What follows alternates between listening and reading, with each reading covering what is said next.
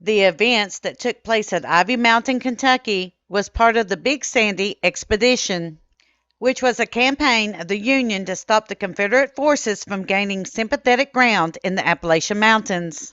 The two leaders that would meet in battle would be Brigadier General William Bull Nelson and Colonel John S. Williams. Nelson would meet in battle with a strength of 3,600 troops, and Williams would have a strength of just 400 troops. Come along with us as we take a look at one of the first Union victories of the Civil War. All aboard the Kentucky-Tennessee Living Time Machine. Please fasten your seatbelts and keep your arms and legs inside of the vehicle at all times. But to get going, we need your help. We still need to fire up that time machine to transport us. Please help us by clicking on the like, subscribe, and bell notification buttons down below. Not only does this fire up the time machine, but it convinces YouTube that we need a bigger time machine to reach more people who love history as much as you do.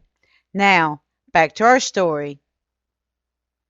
Colonel John S. Williams and his troops. The main part of Colonel John S. Williams' troops were made up of Appalachian men. These men were very familiar with the ins and outs of the mountain terrain and knew how to use the hills to their tactical advantage. Guerrilla warfare was the unconventional style of fighting in which the Appalachian men excelled at, and which they would not give up so easily, as these tactics, along with ambushes, were a style that would carry on in the mountains for many years after the Civil War would end. We see the men using the style of fighting in the Appalachian feuds and the Cold Wars that took place many years later. Williams was in Prestonsburg recruiting men when he ran out of ammunition and supplies. He had his men to fall back to Piketon or Pikeville to resupply his stocks. Knowing that Nelson had a huge force of men with him, Williams prepared his men for evacuation. He had a group of 250 men to hide in the woods at Ivy Mountain to slow the troops' pursuit. Williams then had another 400 men stationed in Piketon or Pikeville to further slow down the pursuit as the rest of his men made for Pound Gap, Virginia. Orders to muster troops.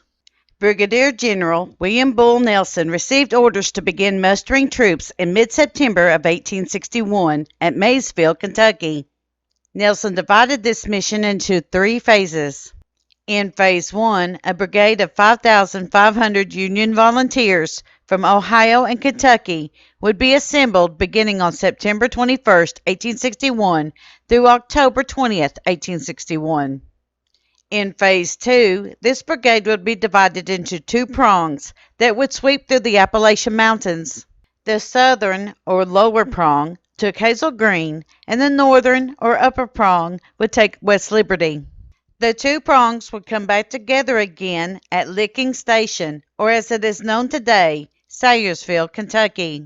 One prong would be under the command of Nelson, and the other prong would be under the command of Colonel Joshua W. Seal. Phase 3 began on October 31, 1861, with a march towards Piketon or Pikeville, Kentucky, where they would meet Colonel John S. Williams and his troops in battle.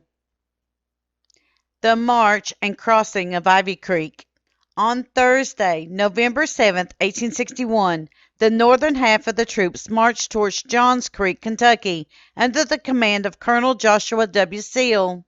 Once he reached Johns Creek, his troops went southward for 40 miles towards Piketon or Pikeville to come up from behind Williams' troops.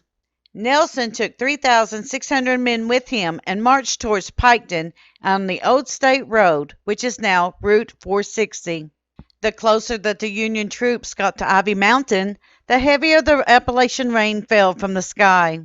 In many places, the West La Vista Fork of the Big Sandy River began to swell its banks, and there was knee-deep mud in other places, making travel difficult.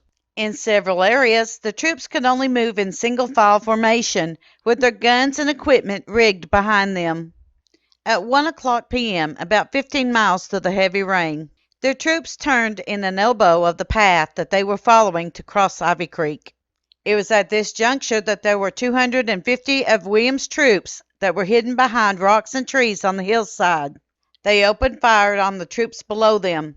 4 Union troops immediately were killed, with another 13 soldiers laying wounded. The Battle of Ivy Mountain. In an act of madness or bravery, Nelson drew his saber and called out to his men, quote, that if the rebels could not hit him, they could not hit any of them, unquote. The 2nd Ohio Infantry and the 21st Ohio Infantry began to push forward up the north side of Ivy Creek. Nelson also ordered his 2 light artillery pieces to open fire near the mouth of Ivy Creek and west La Vista Fork. They aimed straight at the enemy's breastworks. Both sides exchanged volley after volley of ammunition to stop the other side from gaining ground. However, around 2 p.m., the 21st Ohio Infantry gained the upper ground at the top of the hill. They began rolling boulders down the hillside straight at the Confederate soldiers' positions. The Confederate men scattered in every direction. While on the run, 1/2 an hour later, the Confederate men, under the direction of Captain May, began to cut down trees and burn the bridges to thwart the pursuit of the Union troops.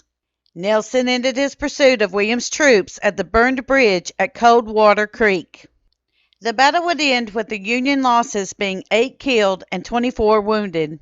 Confederate losses are 10 killed and 15 wounded, with 50 men missing or captured. After the battle, Williams would go on to Pikeville, where he would leave 400 troops behind to cover the escape of the remaining men who would travel on to Pound Gap, Virginia. Nelson would once again take up pursuit of Williams on November 9, 1861. However, once again the conditions of the area due to the heavy rainfall made it nearly impossible for any real progress in the endeavor. They would only travel 10 miles and still be within 5 miles of Piketon. Nelson would once again try to gain more ground on November 10th, when he was met by an attachment of Joshua Steele's men, who informed Nelson that they had already secured the town on Saturday, November 9, 1861, at 4 p.m. While Steele's men were not helpful during the Battle of Ivy Mountain, they were able to secure Piketon or Pikeville. Thoughts about the battle. While neither side really gained an upper hand, it is considered a Union victory, as the Union suffered less casualties and did manage to put the Confederates on the run. This was a period of the Civil War in which the Confederate side of the war was gaining many victories and ground within the United States. The tides of war would turn and the Union would win the war. But in 1861, each battle and skirmish that the Union would win, they would take it to boost their morale and gain control of that section of eastern Kentucky. Thank you. We at Kentucky Tennessee Living would like to thank you for watching our video series on the Appalachian Civil War battles. Don't forget to hit that like button, as the more likes we receive, the more likely YouTube is to suggest our videos to other viewers. Also, to receive notice when we upload a new video, be sure to subscribe and click the bell notification button. We thank you for continuing to support Kentucky Tennessee Living as we are discovering the mysteries in Appalachian history.